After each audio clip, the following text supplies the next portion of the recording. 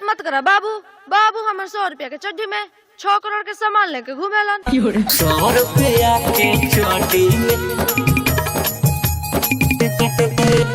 100 रुपया के 100 रुपया के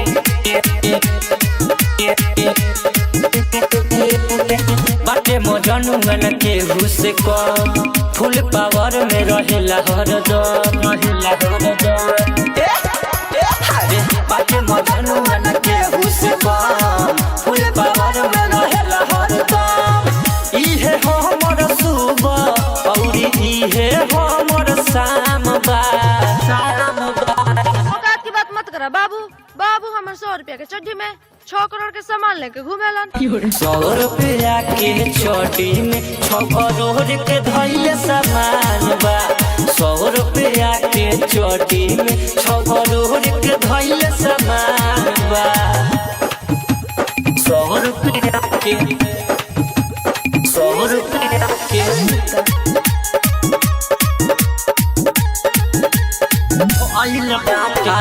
आइल बाटे वायरल जनुआ जानत जवार बा। एकरे तू कॉपी करत पूरा बिहार बा। बुझल एहो अरे भइल बाटे वायरल जनुआ जानत जवार बा। एकरे तू कॉपी करत पूरा बिहार बा। एकरे पड़ल देख सबका के ध्यान बा। औकात की बात मत करा बाबू।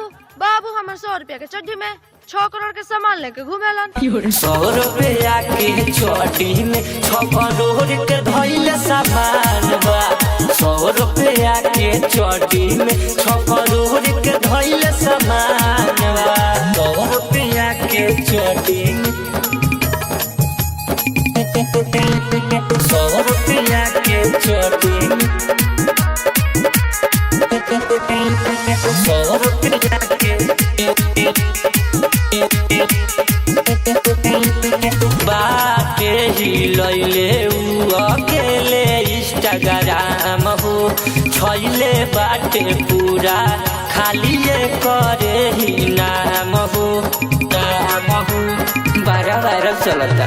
बाटे ही लैले उ अकेले इंस्टाग्राम हो छैले बाटे पूरा खाली करे ही नाम हो। सुनो मोहित कर नीरज राजा हमर जान बा। औकात की बात मत करा बाबू। बाबू हमारे 100 रुपया के चड्डी में 6 करोड़ के सामान लेके घूमेलन। 100 रुपया के चड्डी में 6 करोड़ के धैले सामान बा। 100 रुपया के चड्डी में 6 करोड़